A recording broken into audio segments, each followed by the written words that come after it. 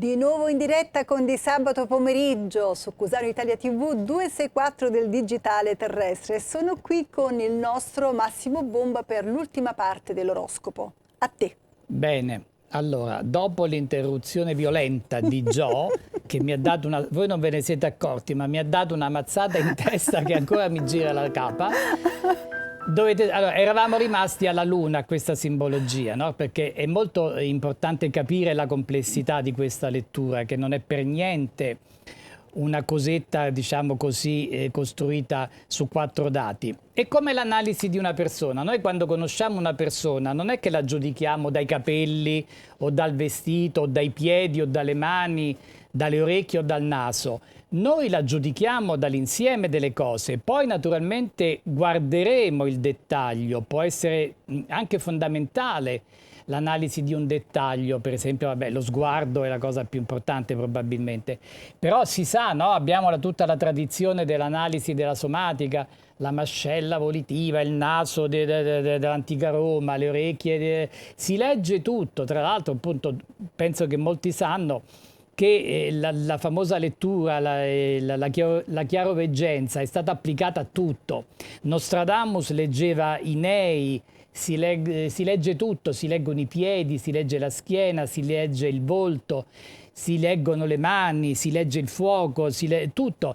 Chi ha queste capacità, queste sensibilità può usare qualunque mezzo per, diciamo, per attivare la parte inconscia e subconscia della nostra mente che abbiamo tutti, che è probabilmente il suggerimento migliore che ci viene dallo studio di queste discipline. Perché? Perché sono state addormentate e sopite dal dominio che abbiamo avuto dall'illuminismo fino ai giorni nostri, dalla rivoluzione, diciamo, industriale, perché hanno imposto di ragionare e basta. Poi hanno imposto un certo tipo di pensiero che doveva servire anche per tenere controllate le persone. Quindi tutto ciò che invece esula, è razionale e libera la mente, ci permette di cogliere degli aspetti che non ci vengono mai detti, perché non ci sono mai stati detti né dai genitori, né dalla scuola, né da nessuno. E invece noi spesso siamo proprio salvati in extremis da quelle piccole percezioni che impariamo da soli a prendere in considerazione dopo che ci sbattiamo perché abbiamo dei problemi nella nostra vita. Ecco, questo secondo me è la cosa importantissima.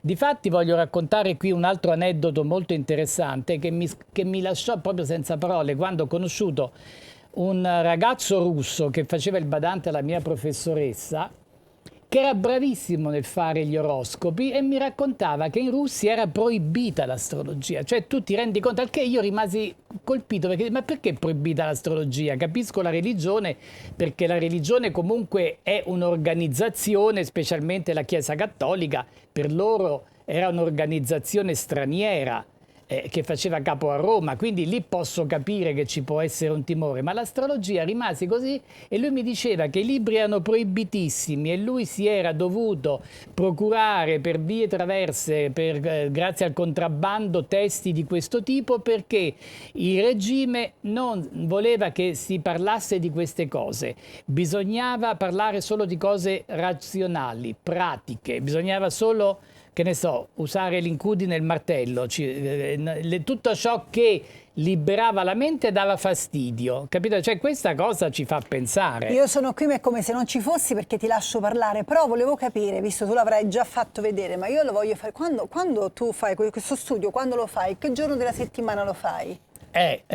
Lo faccio, deve essere pubblicato per il giornale sul quale lo scrivo il venerdì, quindi lo faccio o il venerdì mattina se mi sono ridotto all'ultimo momento o dipende, perché io devo prendere i dati del lunedì e mi concentro... Questo è un riassunto, lo si può chiamare così? Sì, questo è il cielo di lunedì. Sì, quindi dico, da un lì... riassunto di tutto quello che tu studi e lo trasformi in un La mia è un'astrologia umanistica, la definisco io, perché chiaramente sì, certo, io i libri d'astrologia ora penso li so a memoria, però alcune cose sono pericolose perché è facile dire delle stupidaggini, bisogna poi essere pratici, tradurre e semplificare in modo da dare delle nozioni, perché sono, come dire, degli avvertimenti, sono delle, si danno degli input. Guarda che puoi essere più nervoso, guarda che può succedere qualcosa, capito? Poi nel corso dei millenni si sono allargati un po' troppo, perché proprio hanno detto di tutto. Ma tu personalmente che ci fai poi con questi disegni? Una volta... Me li frega tutti la Antonella, questi. Ah, Antonella Sotira, che avremo dopo con gli Arte Libri. Proprio come faccio uno scarabocchio, lei prende tutto. Quindi perché sarebbe stato interessante fare un'esposizione. E poi faremo pure quella. Io però, che non so se ci siamo coi tempi, ma credo di sì, forse 10 minuti sono passati, così io ti abbandono. Ci vediamo la settimana prossima. Sì. Mi raccomando, volevi dire qualcosa di urgente che ci devi dire, ci devi trasmettere qualche... No, che oggi per fortuna finiamo il ciclo della Luna, che la Luna si Storta. congiungono, si congiungono, e quindi da domani siamo in Luna crescente e secondo gli no, questa è una cosa interessantissima, diciamola, certo. Secondo gli antichi, quando, che poi appunto pure i contadini lo sanno, no? Che quando si va in Luna crescente tutto migliora, tutto è facilitato, tutto aumenta. Beh, pure i contadini lo sanno, non pure i contadini lo sanno, perché quello che fa un contadino con la Luna è tutto, certo, tutto ma difatti... quello che girava intorno alla campagna era fatto solo ed esclusivamente attraverso la Luna, perché quando c'era una determinata Luna si poteva seminare, raccogliere e tante altre cose. Esattamente. Quindi, purtroppo la civiltà contadina era forse una delle più evolute, poi hanno fatto questo che stanno facendo, questa tecnologia che forse ci sta creando più, non so se ci stanno creando più vantaggi o più svantaggi. Io opto per gli svantaggi, poi comunque vabbè, perché non mi ricordo una password di niente e quindi per me la vita è diventata un incubo. Bene, ma tu sei qui, sei in mezzo a cose superiori, che ci devi fare con queste password? Sono cose nostre. A proposito di password e di cellulari, vi devo dire che il nostro telefono sta esplodendo. Ricordo il numero che è 342 6275 717, che sta letteralmente esplodendo. Poi lo vedrete alla fine. Adesso passiamo alla rubrica dell'arte, pittori a confronto, con Mauro Russo, il suo ospite.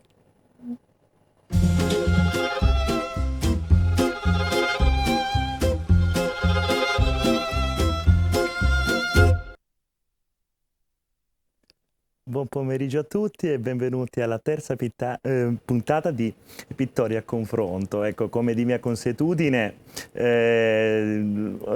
tengo a considerare un artista del passato, oggi Giorgio Morandi, che diceva: per me non vi esiste nulla di astratto, in quanto ritengo che non vi sia più nulla di surreale e di astratto del reale. E oggi ce lo spiega un grande pittore che ha attraversato il Novecento italiano, a metà del Novecento italiano, il grande maestro figurativo Sigfrido Oliva. Piacere di averti qui in studio con noi. È un piacere stare con voi altri e in questo programma che sicuramente è intelligente quanto te che lo devi presentare, ma insomma tu vuoi sapere che cosa da me? Vediamo un po'. Io voglio sapere, io so che ci sono stati tanti pittori figurativi, no? Uno mi viene in mente un altro artista che è Franco Gentilini, che diceva, forse che tu hai conosciuto, certo. e diceva: per me essere un pittore figurativo oggi, lo diceva in quegli anni, è come essere sopravvissuti a un incendio. Ecco, tu sei sopravvissuto all'incendio all'epoca, parliamo degli anni 60, 70 del Novecento. Siamo dei sopravvissuti, perché ormai va di moda le installazioni, va di moda l'arte concettuale,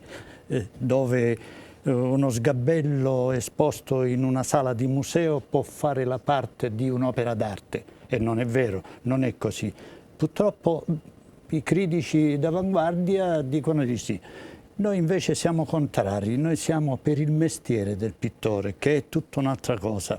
Il mestiere è, come diceva anche un poeta francese dell'Ottocento, della fine dell'Ottocento, il mestiere è fondamentale, proprio per scrivere bisogna avere la padronanza la grammatica e la sintassi.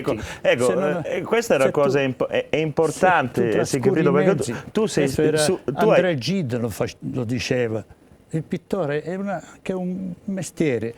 Renoir proprio diceva che è un mestiere quello del pittore, che bisogna conoscere, perché per fare la pittura, per fare un quadro, un'incisione, un disegno, devi conoscere il mestiere, devi sapere maneggiare, padroneggiare, insomma, i pennelli, i colori, essere padrone di quella, quanto un muratore, diceva Ecco, io da pittore ti vorrei chiedere, tu hai resistito tutti questi anni attraversando diverse epoche, ma hai mantenuto nella tua pittura quell'intimità, quel non essere ripetitivo, pur cogliendo certo. i medesimi soggetti, Sì, un po' come ho citato Giorgio Morandi, sì, che di 4 bottiglie ha fatto il Novecento. Sì, ecco, tu ti senti in affinità con questi grandi maestri. E per quale motivazione non hai effettuato quelle chicane, se così possiamo dire, quei fuoristrada che sono accaduti a diversi pittori, no? Mi riferisco a Capogrossi, certo. il pittore delle forchette, no? Ma è stato quelle, anche lui un figurativo. certo. Ecco, No, io proprio detesto tutte quelle cose che passano per opere d'arte moderne, perché sono prese in giro e sono anche cose grottesche, non si sa che cosa devono inventarsi più. Fanno installazioni, installano oggetti, prodotti lì per lì montati e quella è una scultura, quella è un'opera d'arte. Che non ha nessuna, tu dici non ha né capo né coda, no, ecco, è ripetitiva. Tu hai portato un'opera in studio che è una veduta, sì, una veduta romana. romana. Ecco, ci spieghi tecnicamente come tu effetti questo lavoro, come arriva all'immagine? Io arrivo all'immagine prima di tutto partendo da una tela che preparo io, dopo che l'ho comprata già preparata, e siccome la preparazione della tela è industriale e quindi una preparazione non adeguata per la pittura che faccio, allora gli passo sopra una mano, 2 mani di pittura bianca, di pittura grigia, e poi comincio a dipingere. Dipingo e qualche volta disegno col pennello bagnato nel colore l'opera, l'immagine, e dopo ci vado sopra pezzo per pezzo. Ecco, io mi rivolgo alla gente a casa questa adesso. è la cupola di Sant'Andrea della Valle, con un torno scorci, prospettive di Roma, diciamo. Proprio sembra, come dire, guarda, si erge dalla città e sembra sospesa, sembra desiderare i cieli. Proprio. Desiderare i cieli, sì, che sembra una cosa meravigliosa. Ecco, io mi rivolgo alla gente a casa, state sentendo parlare di pittura, un grande della figurazione italiana, e ne parlo con una certa emozione, anche con un certo stupore, perché essendo anch'io un pittore figurativo posso prendere tante cose dalla sua poesia e dal suo senso ludico, che ancora alla sua veneranda età riesce a trasmettere sulle superfici.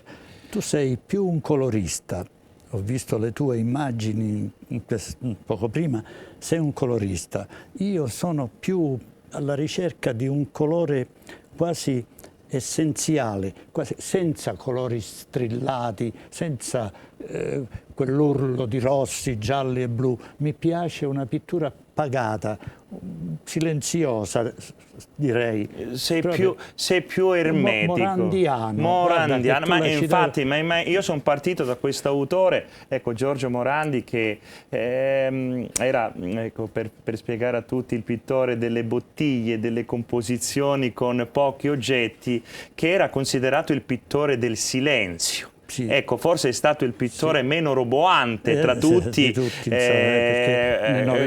quando all'epoca c'era tanto rumore. Tu, ecco, mi sei venuto in mente subito lui, anche perché, ecco, prima detto dietro le quinte mi hai raccontato di pittori che hai conosciuto personalmente. Hai conosciuto personalmente anche il grande Giorgio De Chirico. Ecco, ci puoi parlare di lui come testimonianza? Ho frequentato la sua casa studio molte volte, mi piaceva, era un artista che mi piaceva. Adesso mi piace di meno, pure se non esiste più, ma esistono le sue opere.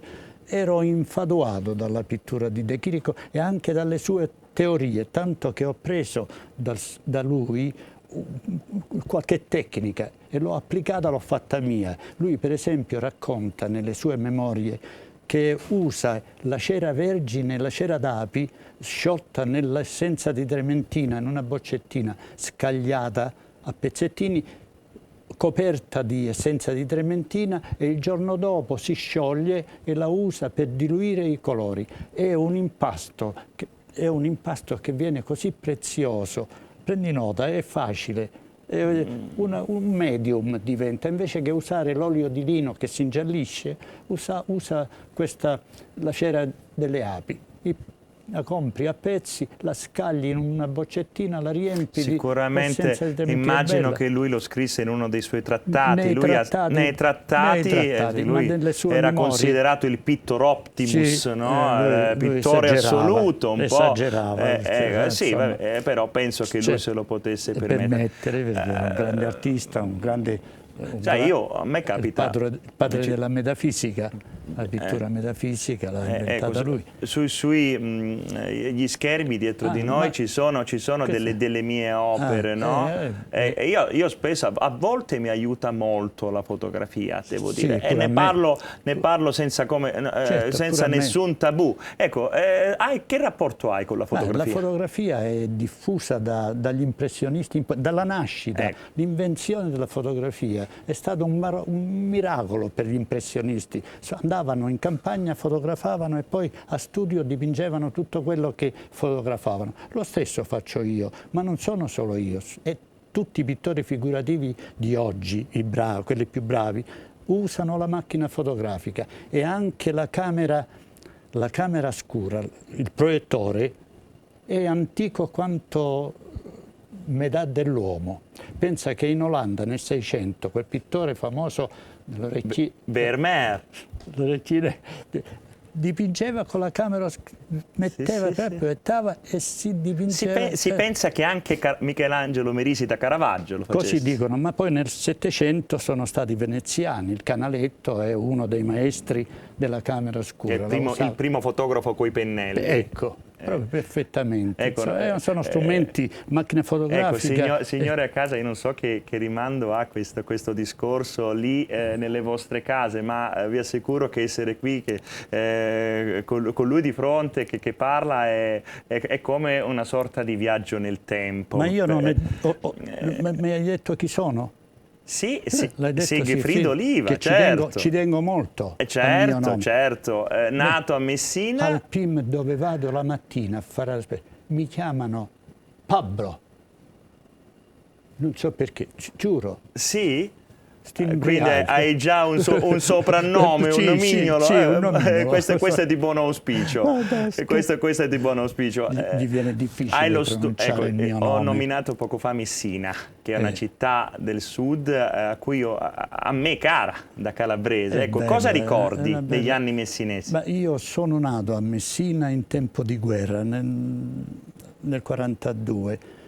E sono stato 2 o 3 giorni, credo. Poi siamo andati a Barcellona, Pozzo di Cotto, che è un paese di 40.000 abitanti, forse ora 45 o poco meno, e in provincia di Messina. Ho vissuto là, sono cresciuto là e poi da Barcellona, Pozzo di Cotto, conosco molto bene. Lì ho i miei Però, amici. Sigfrido, Messina, la coloristica del sud, tu hai fatto i conti con questa cosa oppure poi perché i tuoi quadri mi pare che nascono da una sorta di logorio interiore, anche se piuttosto meditati. Ecco, mi puoi raccontare di questa cosa? Io all'inizio, quando da giovane, sono stato un espressionista, un guttusiano, sfegatato proprio, usavo i colori pacchiani come li usano loro. Non è vero, però è così che mi posso esprimere. I colori forti sono pacchiani, un po' negli abiti, un po' nei quadri, poi dipende, ognuno di noi, è il carattere. E poi piano piano ho cominciato a seguire la pittura di Giorgio Morandi, di altri pittori del Novecento, e ne avevo avuti un bel po', insomma. Sarebbe un elenco lunghissimo, quello dei maestri. ecco, che ho seguito. tu hai lo studio in Piazza Cavour, Sì, esponi io ti ho conosciuto la prima volta a Edarcom, sì, un'importante galleria romana che ha esposto per parecchio tempo anche lavori di Renzo Vespignani. Vespignani che conoscevo benissimo. Ecco, tu hai lo studio in Piazza Cavour, tu lo conoscevi Vespignani, sì, ecco, un grande autore del Novecento. Tu hai avuto influenze da lui? Sì, anche. Io quando ho fatto le acqueforti, che ne fa per poi, nelle incisioni alcuni critici mi dicono che sono vespignaniano un po', che seguivo un po' il gusto di Vespignani. Certe tecniche, certe finezze, certi accorgimenti, certi chiaroscuri, però ho guardato anche Bartolini e Morandi nelle incisioni, che sono dei maestri assoluti, insomma. Ecco, negli anni 70 a Roma, che cosa hai vissuto? Perché io mi metto un po' nei tuoi panni, no? Che bazzicava gente come Piero D'Orazio, Perilli, tutti gli artisti di Forma 1, quelli no? anche della Carla Cardi, di Piazza del Popolo. Di Piazza del Popolo. Tu, da figurativo, come ti ponevi? Non l'ho sentiti per niente come pittori, proprio non mi interessavano. Non mi interessavano perché la mia ricerca pittorica era già su un livello diverso, era già sulla sintesi, diciamo, dei colori, su questi grigi, questi monocromi, addirittura questo è colorato, è un quadro colorato. Caspita, se è colorato quello, allora eri più anemico. Più anemico, e come, per dire. Quindi non li sentivo proprio, non mi...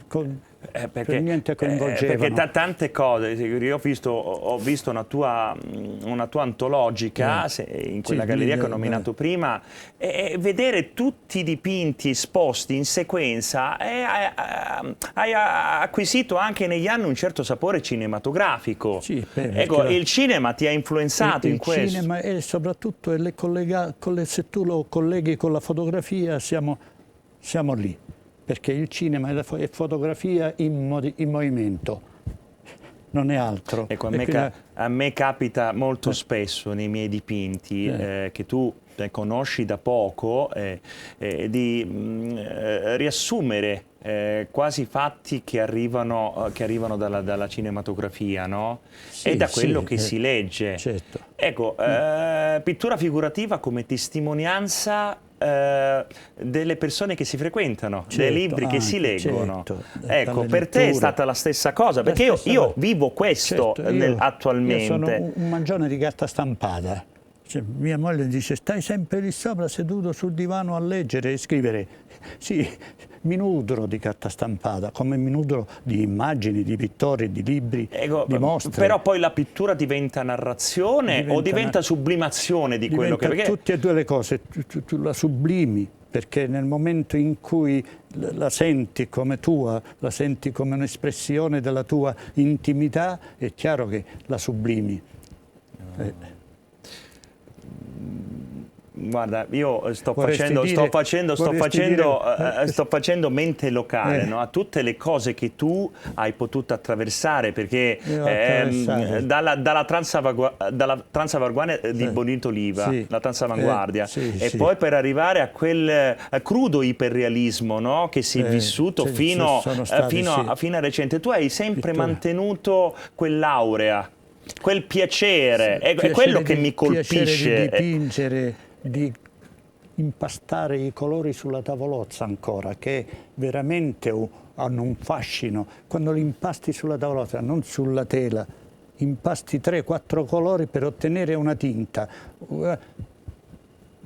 Ti senti sospeso, ti senti come sospeso, proprio veramente.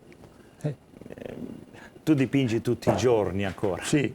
A Piazza Cavour? Sì. E quindi ancora la piccola dimensione, no? Ecco, che poi diventa grande dimensione o viceversa. Ecco, chiudiamo con questa cosa, no? È fondamentale. Che importanza ha la dimensione per te della superficie? La grandezza di una tela è fondamentale e legata al soggetto, al tema del quadro. Io dipingo quadri, i più grandi, i miei quadri, questo è un quadro grande, i miei quadri più grandi Perché hai sono... citato Canaletto prima. Certo, quadretti faceva e li mandava in Inghilterra e li vendeva. E gli inglesi gli compravano i quadri a questo punto, anzi più gli inglesi che gli italiani. Ecco. Forse è scaduto il tempo. Ecco, io attendo Poi- la farfalla. Il nostro maestro Sigfrido qua è attento lì, ha detto è arrivata, secondo me Forse è scaduto il tempo. È arrivata. E infatti Comunque Mauro ti ringrazio per quest'ospite eccezionale che ci hai Guarda, portato, Giorgio, poi per il me- quadro è meraviglioso, se proprio non sapete dove metterlo io saprei bene No, dove me lo posizionarlo. dica. Vi Per me, ringrazio. Gio, è stato un grande piacere Grazie averti per qui, essere Sigfrido. stati Grazie a voi, grazie alla trasmissione, grazie a lei, a te e a tutti quanti, insomma, gli operatori. Grazie, ci vediamo la settimana prossima con Mauro Russo e con un grazie altro a tutti, ospite. Grazie, grazie a noi ci tutti. vediamo subito dopo la pubblicità, tra pochissimo. Grazie, Sigfrido. Facciamo-